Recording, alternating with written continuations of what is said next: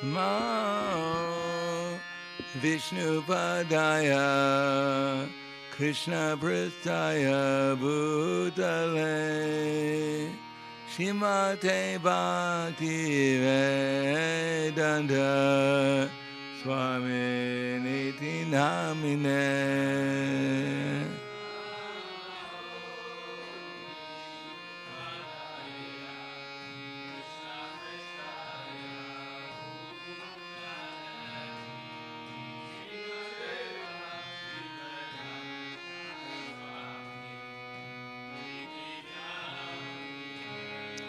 Namaste Saraswati Deve Gauravani Pracharine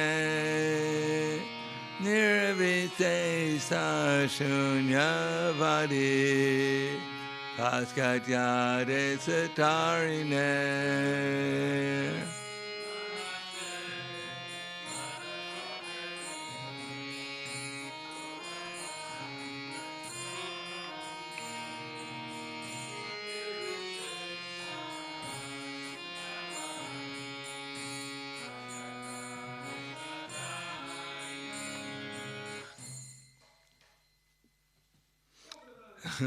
Shri Krishna Chaitanya Prabhu Nityananda Shri Advaita Gadadhara Shivasari Gaur Bhaktavrinda.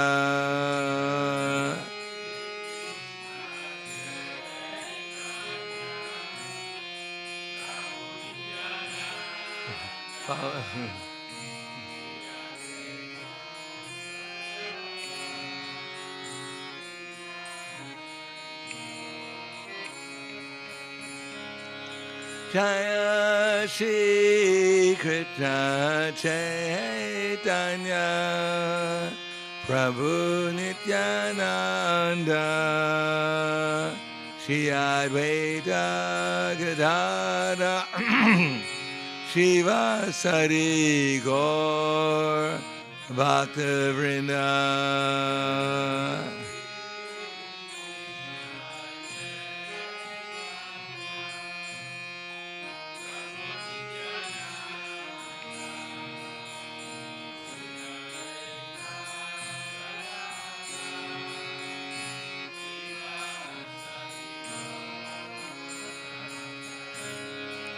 Jaya Shri Krishna Chaitanya Prabhu Nityananda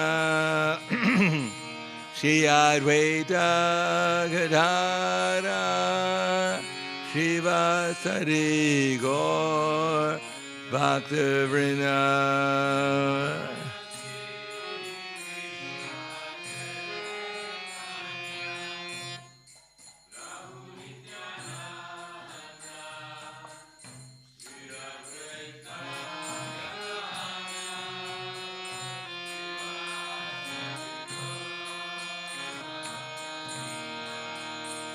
Jaya Shri Krishna Chaitanya Prabhu Nityananda Shri Advaita Gadadhara Shivasari Gaur Bhaktavrinda.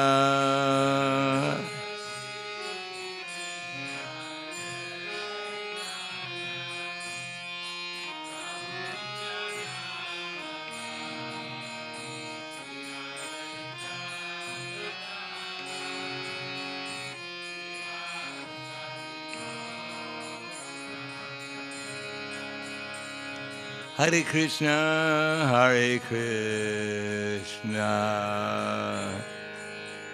Krishna Krishna, Hare Hare, Hare Rama, Hare Rama, Rama Rama, Hare Hare.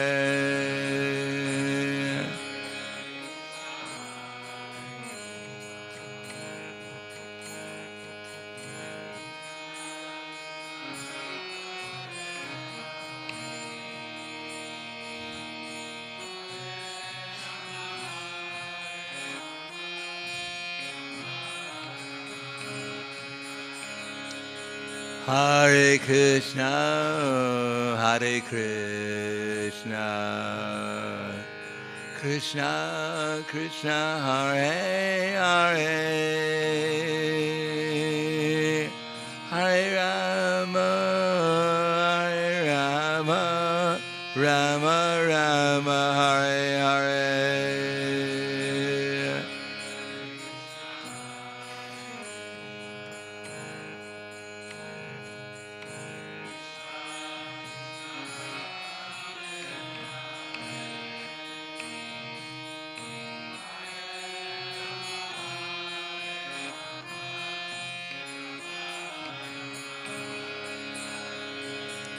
Hare Krishna, Hare Krishna, Krishna Krishna, Hare Hare, Hare Rama, Hare Rama, Rama Rama, Hare Hare.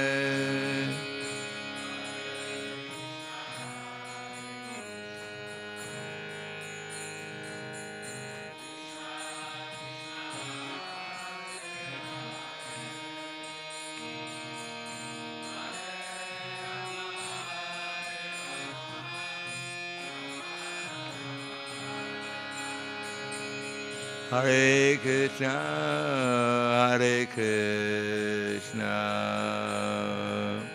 Krishna Krishna, Hare Hare,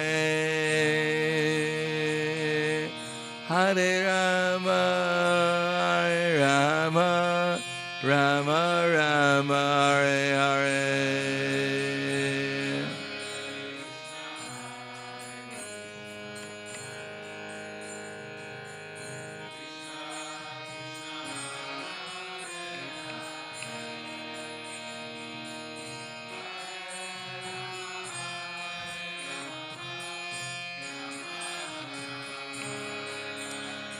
Hare Krishna, Hare Krishna,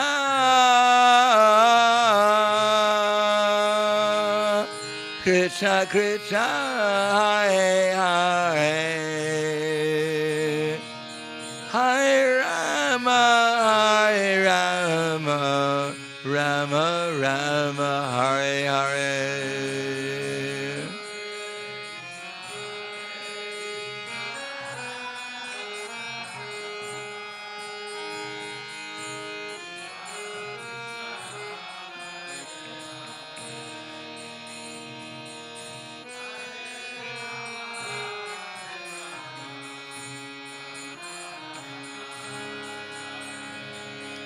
Hare Krishna, Hare Krishna, Krishna Krishna, Hare Hare, Hare Rama, Hare Rama, Rama Rama, Hare Hare.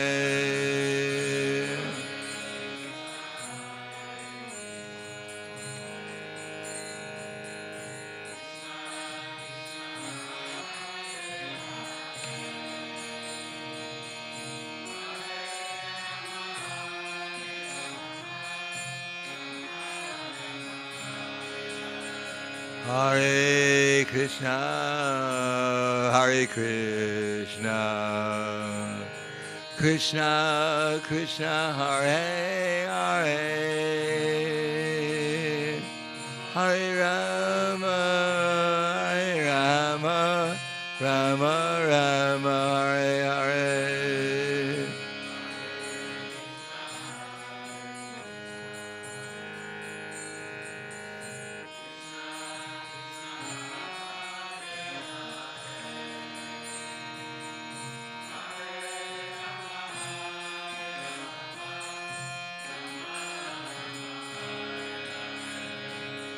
Hare Krishna, Hare Krishna, Krishna Krishna, Hare Hare, Hare Rama, Hare Rama, Rama Rama, Hare Hare.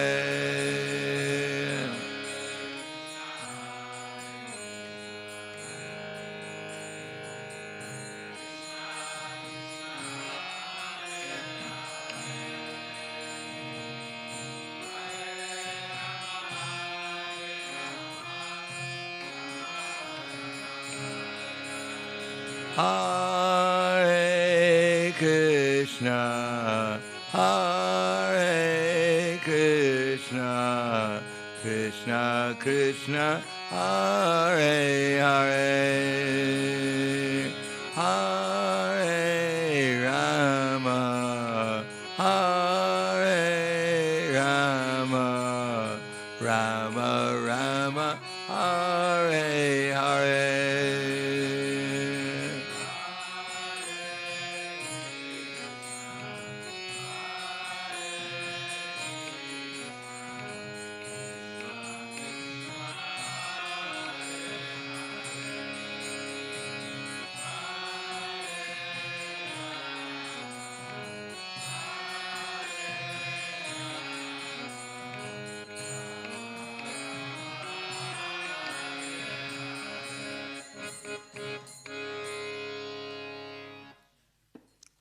Om Vishnupad Paramhansa Brahmadakacharya Asadhara Sidhu Shri Shriman His Divine Grace Shalasi Bhaktivedanta Smaraj Srila Prabhupada Ki Jai Gaur Premanande Haribo Slava Zabrani Bhaktam Slava Shri Guru Shri Garangi Om Agyanata Vinandasya Gananjana Salakaya Chaksura Militam Yena Tasmai Shri Gurave Namaha Shri Chaitanya Manobhishtam Sthapitam Yena Bhutale Swayam Rupa Kadamayam Swapadantikam Pandeham Shri Guru Shri Yuta Parakamalam Shri Gurum Vaishnavam Scha Shri Rupam Sagrajatam Sahagana Raghunatam Vitam Tam Sajivam Sadvaitam Savadutam Rajana Saitam Krishna Chaitanya Devam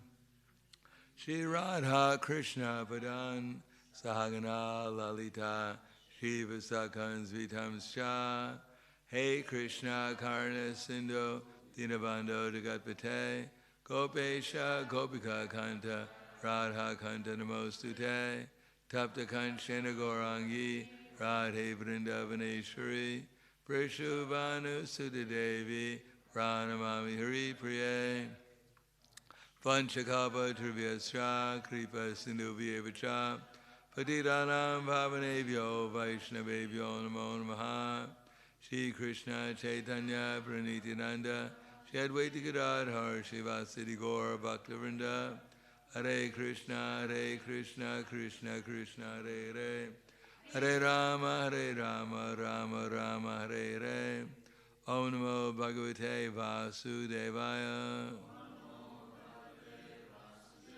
Om Namo Bhagavate Vasudevaya Om Namo Bhagavate Vasudevaya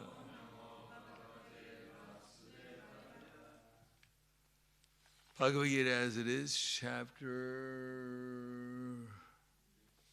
3, text number 12. Is that right? 12.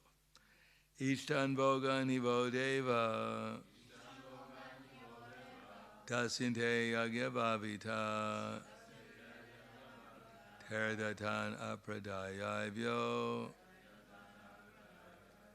Yo Bhunte Stena Evasaha Ishtan Bhogan Hivo Deva Tasyante Yagya Bhavita Tardhatana Pradayabhyo Yo Bhunte Stena Eva Saha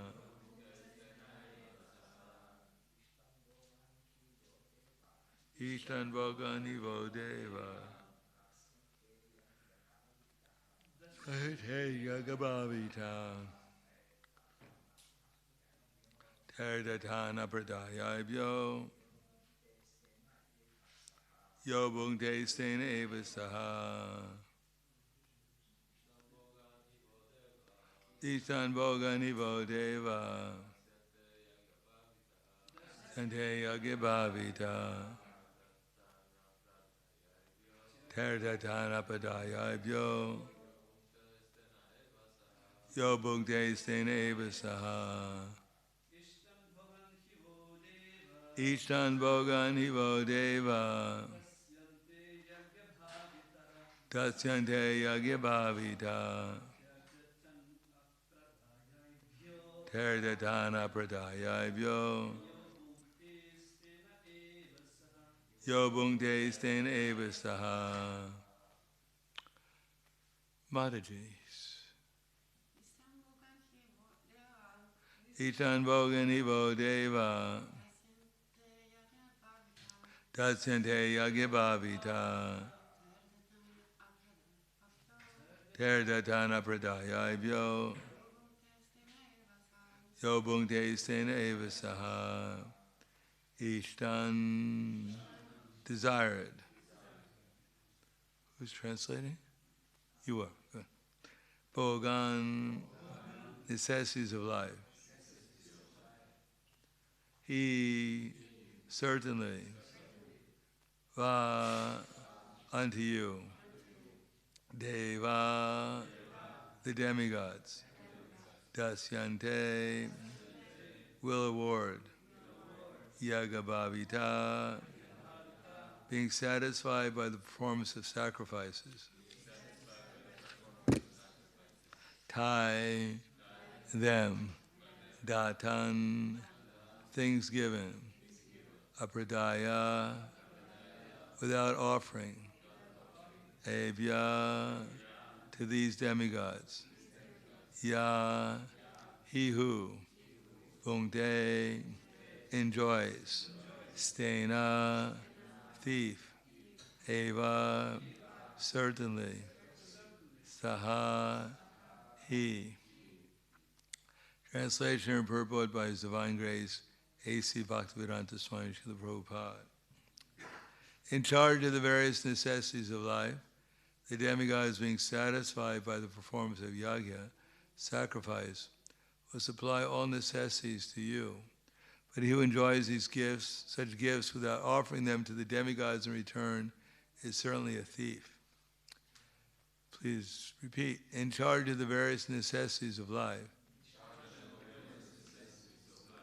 the demigods being satisfied by the performance of yajna, sacrifice, will supply all necessities to you. But he who enjoys such gifts, without offering them to the demigods in return, is certainly a thief. Purport. The demigods are authorized supplying agents on behalf of the Supreme Personality of Godhead, Vishnu. Therefore, they must be satisfied by the performance of prescribed yajnas. In the Vedas, there are different kinds of yajnas prescribed for different kinds of demigods. But all are ultimately offered to the Supreme Personality of Godhead. For one who cannot understand what the Personality of Godhead is, sacrifice of the demigods is recommended. According to the different material qualities of the persons concerned, different types of yajnas are recommended in the Vedas. Worship of different demigods is also on the same basis, namely according to different qualities. For example, the meat-eaters are recommended to worship the goddess Kali. Is that better? Good. The ghastly form of material nature, and before the goddess of the sacrifice of animals is recommended. But for those who are in the mode of goodness, the transcendental worship of Vishnu is recommended. But ultimately, all yajnas are meant for gradual promotion to the transcendental position. For ordinary men, at least 5 yajnas known as Pancha Mahayagya are necessary. We should know, however, that all the necessities of life that the human society requires are supplied by the demigod agents of the Lord. No one can manufacture anything. Take, for example, all the edibles of human society. These edibles include grains, fruits, vegetables, milk, sugar, etc. For the persons in the mode of goodness, and also edibles for the non-vegetarians, like meats, none of which can be manufactured by men. Then again, take, for example, heat, light, water, air, etc., which are necessities of life. None of them can be manufactured by the human society. Without the Supreme Lord, there cannot be profuse sunlight, moonlight, rainfall, breeze, etc., without which no one can live. Obviously, our life is dependent on the supplies from the Lord. Even our manufacturing enterprises require so many raw materials, like metal, sulfur, mercury, manganese, and so many essentials, all of which are supplied by the agents of the Lord, with the purpose that we should make proper use of them to keep ourselves fit and healthy for the purpose of self-realization, leading to the ultimate goal of life, namely liberation from material struggle for existence. This aim of life is obtained by performance of yagyas. If we forget the purpose of human life and simply take supplies from the agents of the Lord for sense gratification and become more and more entangled in material existence, which is not the purpose of creation, certainly we become thieves, and therefore we are punished by the laws of material nature. A society of thieves can never be happy because they have no aim in life. The gross materialistic thieves have no ultimate goal of life. They are simply directed to sense gratification, nor do they have knowledge of how to perform yagyas. Lord Chaitanya, however, inaugurated the easiest performance of yagya, namely the Sankirtan yagya, which can be performed by anyone in the world who accepts the principles of Krishna consciousness. Ishtan Boga Nivo Deva Dasinte Jagabhavita Terdatai Apradaya Byo Yo Bhukte Stene Vasaha. In charge of the various necessities of life, the demigods, being satisfied by the performance of yagya, sacrifice, will supply all necessities to you. But he who enjoys such gifts without offering them to the demigods in return is certainly a thief. Namo Vishnu Vidaya Krishna Prasthaya Bhutle Srimate Bhaktivedanta Swami Namane Namaste Saraswati Deve Gauravani Vacharane Nirvishesha Srinivadi Paskyadyade Satarane.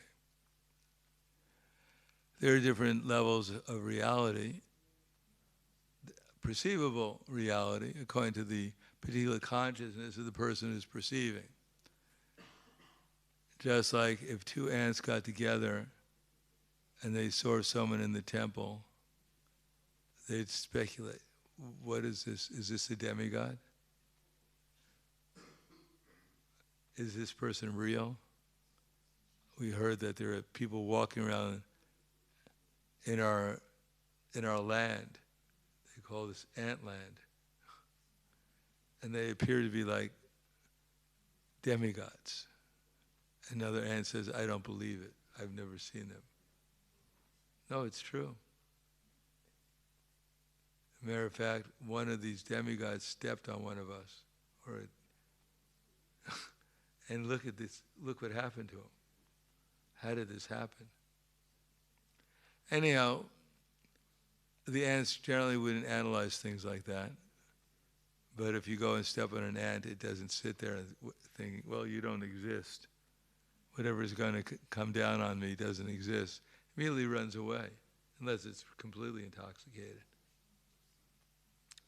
The point is, previously in human society, when people had a higher consciousness, they believed that things did not go on by accident. They believed, matter of fact, they were so much interested in this, how the material world worked, that they even had demigods and goddesses, even for the gardens, for everything within their lives. They believed that it was under control. What to speak of modern society, where they look at the sun and they believe, according to the so-called scientists, that everything came about by accident. In other words, people become so fooled that although the sun comes up exactly at a certain time, and the sun goes down at a certain time every day, beyond anything that any human being could create, even you create the most perfect watch, still after some time it becomes inaccurate. but all it's trying to do is measure the movement of the sun. So if the scientists can try to seek praise for their accomplishments of something insignificant, then why should they not recognize the greatest accomplishments in the universe?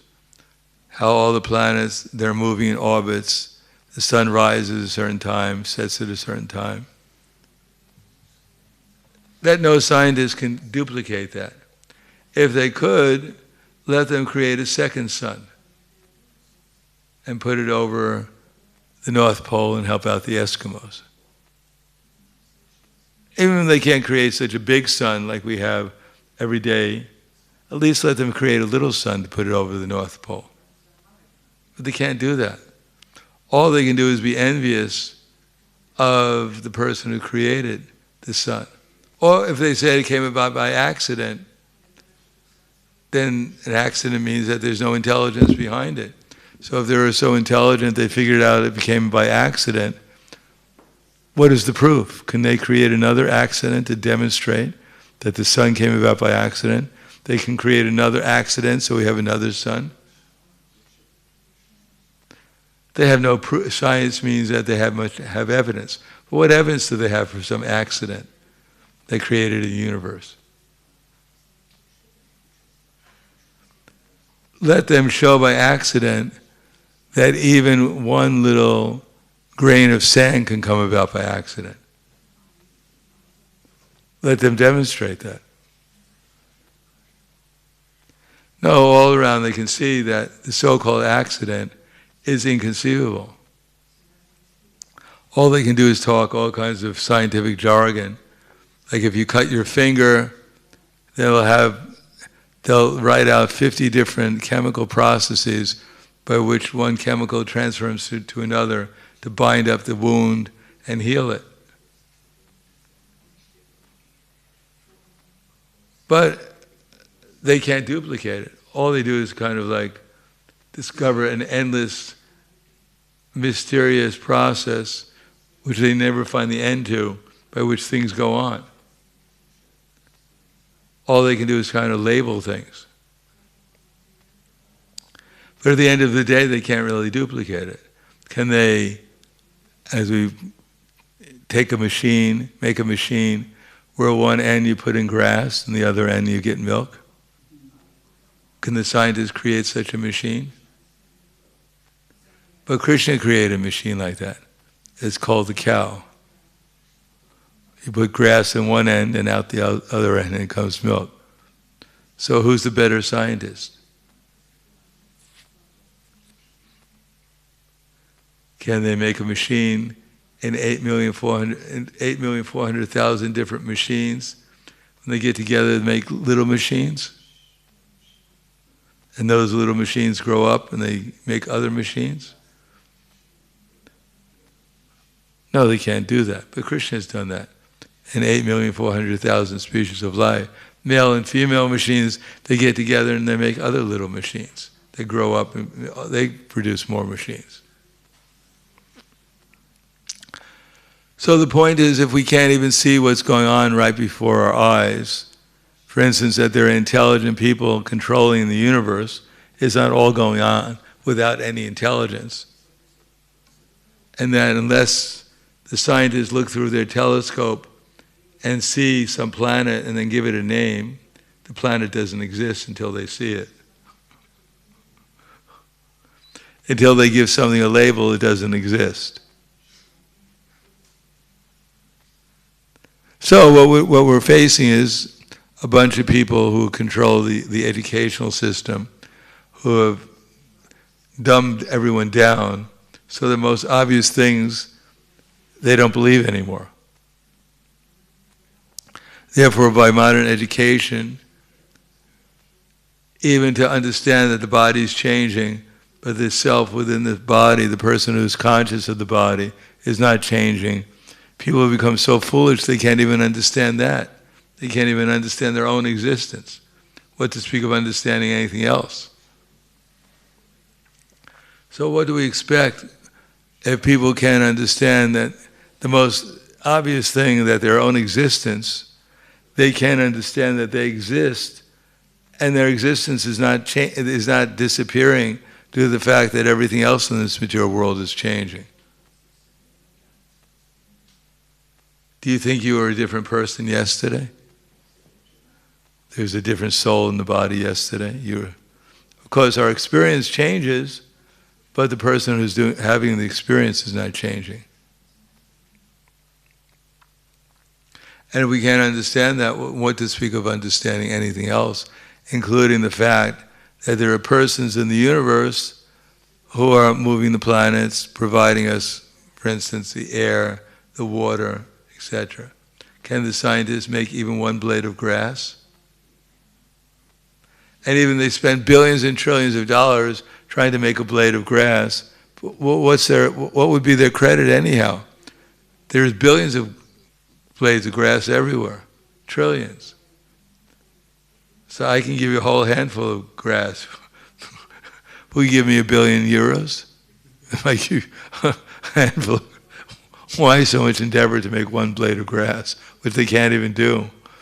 We can give you tons of grass. Just give us €1 billion for it. What's their credit? Can they really solve the problems of life? Old age, disease, and death? Even their so-called accomplishments are actually questionable. As I pointed out, from just common observation, they claim that they went to the moon and there was no one there. They said that the moon is just dust. But at the same time, by their own experiments, they've shown that if you take plants and you put them in moonlight, the vegetables become more tasty. And if you deprive them of moonlight, they don't taste as well, if they have any taste at all. So how is it possible that some reflection from a bunch of dust can make vegetables taste well? Nice.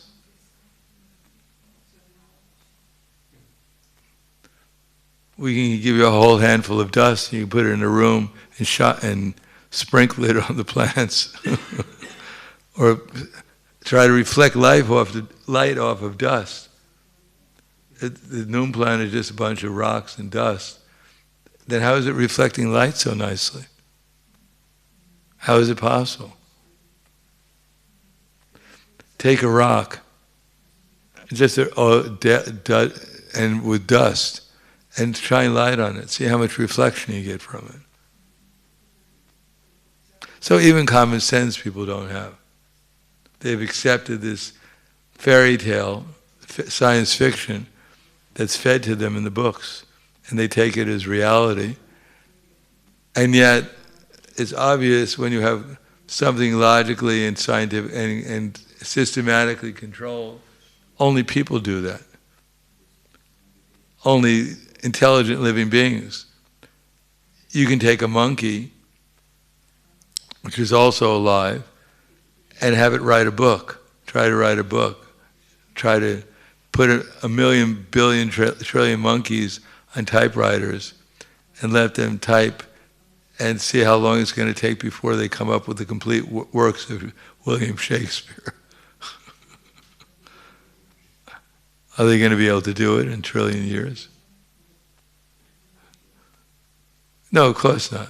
And those are conscious living beings, and they can't do it. So it takes intelligent people to write something. William Shakespeare is appreciated for his intelligence, not that he created something out of nothing.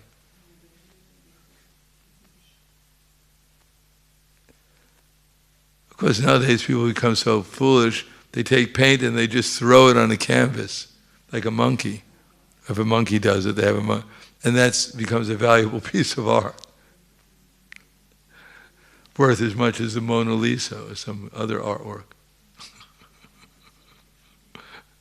Because their consciousness has become so dull, they can't appreciate someone's sophistication anymore. If you show a monkey the Mona Lisa and you show the monkey something that another monkey threw out paint on it, will he appreciate one better than the other? He has no discrimination. So people's intelligence has been carried away by illusion, and therefore they have no appreciation for actually what's going on, even right before their eyes.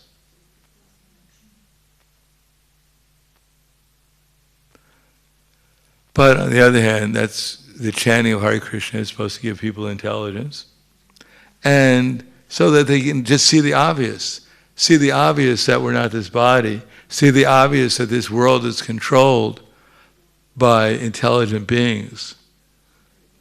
Whether there's some supreme intelligent being, that's another thing. But the world is working systematically. Otherwise, how is it we get this body and it grows, it produces byproducts, it dwindles, and then it disappears? Why is it all these bodies going on so systematically? If there were 1 million demigods controlling everything, and they weren't cooperating with each other under some higher authority. Take any two leaders in this world, put them together, how long will they cooperate on everything? Unless they're under some higher authority. So just by a little intelligence reasoning, we can see that this world is being controlled by higher authority, and that there's some supreme authority controlling everyone. One thing that's obvious is time. Now, time is an energy that obviously exists. Otherwise, why is everything changing? If there wasn't something changing everything, why is it changing? And that changing, whatever is changing everything everywhere, not only on our own little bodies is changing, but everywhere, everything's changing. So time is all pervading. And yet time never changes. What's ever changing everything is not changing. Otherwise, one day we wake up and nothing would change anymore because time died. It disappeared. No, nothing influences time, but time is influencing everything, the energy that changes everything. So at least we can see there's something supreme within our experience, namely time, because we're eternal, and time is also in this world, is eternally changing everything. So just with a little intelligence, we can see that there is a supreme. For us, it's time, and time is influencing everything in this world with intelligence, and there are personalities who have more intelligence than we are, who are influencing this world too, but they're also being influenced by time. Even when we take the sun coming up and going down, we can understand in the course of time, the sun will also be destroyed, like everything else in this universe. Anyhow, so Krishna consciousness only requires that we use our intelligence and look at the things that are with our own experience and try to see whether or not there is not some controller behind, or controllers behind everything, and that we're being controlled by them. And then unless we have and what we're doing, what we're thinking, what we're understanding should be in relationship to those persons who are actually controlling the universe, so we can find out what they want us to do. Otherwise, why does someone if we're not this body, we have to transmit, and we got this body somehow or another, we entered into it. Did anyone, before they came to the body, they made a drawing, or they got a little kit before they entered into the body? It was called the birth kit. And that for 9 months in the womb, you're just manufacturing your body, putting together all the different pieces. And then when it's all ready, you come out. Here I am. No, we were just put into a body. We don't know. And it was manufactured by some amazing process. And when two people get together, the sperm and the ovum, they produce a person looking more or less similar to what we look like. And when two monkeys get together, they produce something that's similar to a monkey. So how is this amazing thing going on? Just two little cells, they always form, depending where they come from, a species of life similar to where the two cells came from. Is this all by accident? And if it's by accident, let the scientists demonstrate it somehow or another. Otherwise, they have to accept there's an intelligent design behind everything. And therefore, there's an intelligent designer. And as far as it only becomes real when so-called scientists are convinced about it and vote on it, is absurd. They're all in ignorance. They don't even know they're not their body. They're completely bewildered. As a matter of fact, practically everything we've been taught is just a bunch of superstition, fairy tales, and we take it as real. But it's not real. It's just a bunch of crazy people getting together, writing so-called scientific textbooks, and writing so-called history. I mean, they may, technologically speaking, they may be able to produce something like a computer or whatever else, but that doesn't mean that they know how the universe works. Let them produce some machine that stops her from growing old, or from dying, or from getting diseased, or even having to take birth again. Then we'll be impressed. Otherwise, just a little computer. We have it was 1 and a 0, which is what computers do. They just measure 1 and zeros. You take the 1 and the 0, whatever. It's not so impressive when you really look at what they're doing. They're just doing things faster, at a faster speed. And a talented human being, an intelligent human being, doesn't really care so much about that. They're really trying to solve the problems of old age, disease, and death, not whether 1 + 1 is 2 or not. And this is another point, as I pointed out before. It's gotten to such an extent that the whole history, for instance, in Karma for his books or others, they discover, according to their technology, in some layer of earth, some vessel which they date to be like 2 billion years old. So how do they handle it? Because they say human beings only appeared 60,000 years ago. What they do is they just discard it. And anyone who found it, who puts it up as evidence, they discard them too. You're wrong. It doesn't fit into our overview of the world. Therefore, either you give up your idea that this is 2 billion years old, or you become non-existent as a geologist or an anthropologist or a paleontologist, whatever. You just disappear.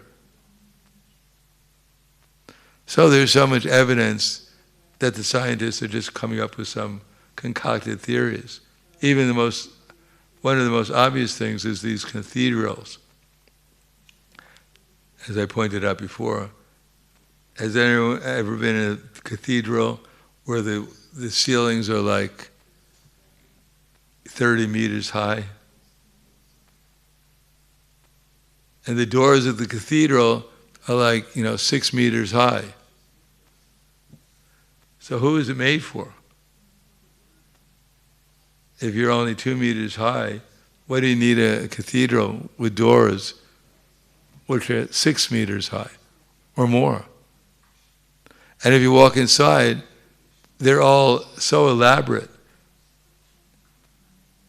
with all the details and the figures and the sculptures, the lighting of the cathedral. So this was supposedly made in the 1800s,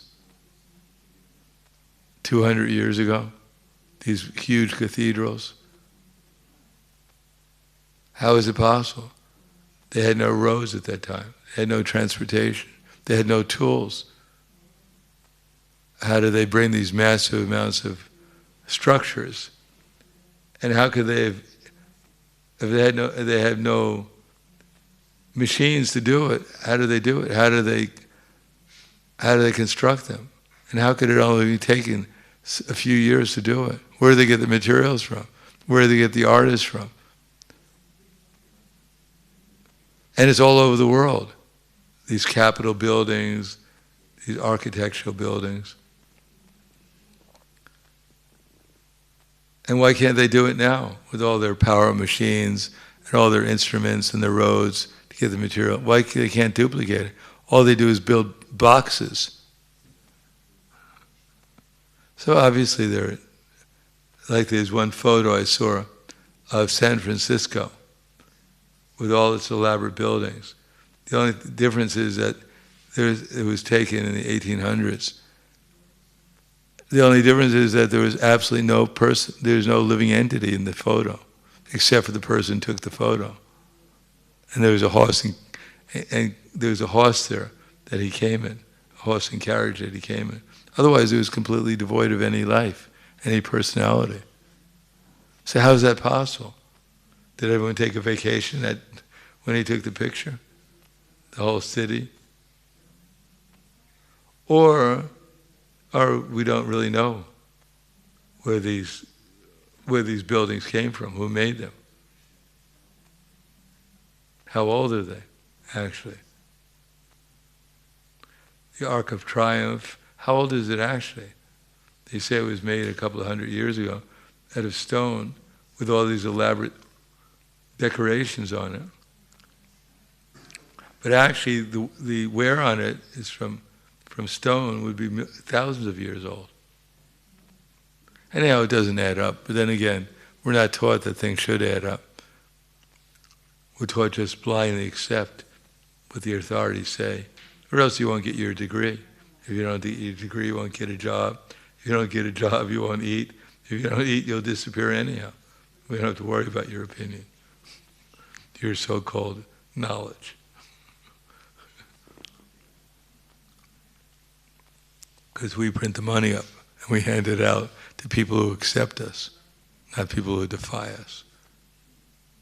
So I'll stop there. Thank you.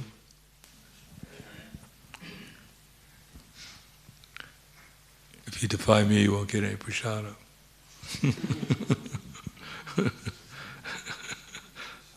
He controls the prashadam. He controls everyone's philosophy. Any questions or comments? At least Lita Govinda, as a representative, won't give you any ice cream if you don't agree. Yes.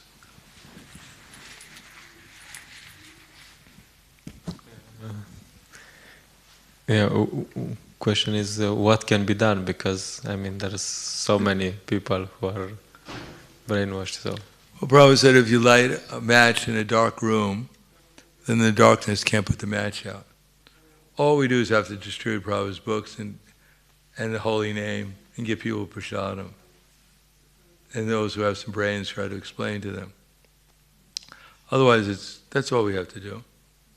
If people are going to understand that they're not their body, they'll understand the whole civilization with this educational system. It's just humbug, as they say. It's just brainwashing, or filling people with cow dung, filling their brains with cow dung. Go to the biggest universities where they have a class on the soul. Is there any class at Harvard University on the soul that you know of? What are they teaching? They're just teaching all technology. Bricks, the Prabhupada said, how to put bricks on each other, one on top of another. That's their knowledge, technological. But the soul, old age, they talk about old age. Has anyone made any progress solving the problem of old age? since we were born? Has anyone stopped our growing old? Has made any progress in that? What about disease? Have they solved the problem of disease? Nowadays people don't get sick. Now they make you sick. Their whole so-called progress has polluted the air, polluted the water, polluted the food. So people were diseased before, but now they make you diseased quicker, that's all. They haven't solved disease. And their very so-called medicine, which covers over the symptoms of the diseases that they themselves are helping to create, cause more disease. Previously, the Ayurvedic doctors in India lived quite simple because there weren't so many customers. But nowadays, the richest people are the doctors, the pharmaceutical industry. People are getting sicker, and these people making the medicines are getting more wealthy, so-called medicine. So does that make sense? If they're making progress, less people get sick, they get poorer. But they get richer because they make more people sick. They have more customers.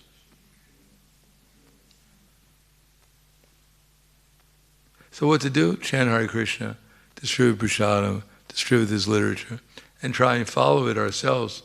So when we explain it to others, we'll have some clarity what we're talking about.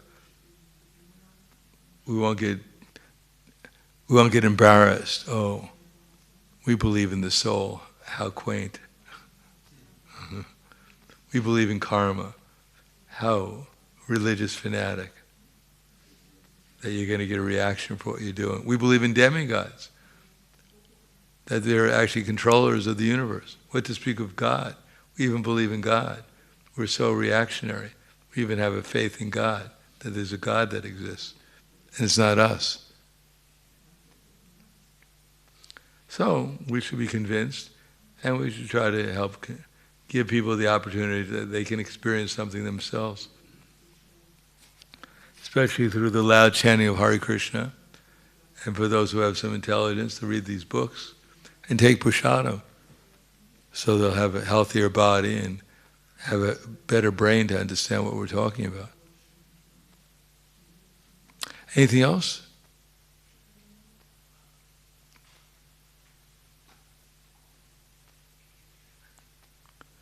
As it says in the Bhagavad Gita, if you water the root, all the purposes of the small ponds can at once be served by the great reservoir of water, so similarly all the purposes of the Vedas can be served for one who knows the purpose behind them.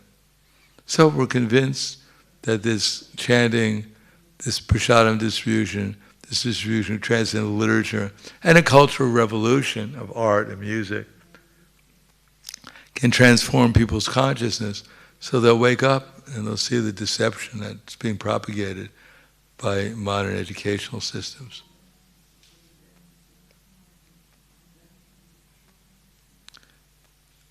Okay. Wala Grantaraj Bhagavad Gita Ki Jai, Srila Prabhupada Ki Jai, Gaur Premanande.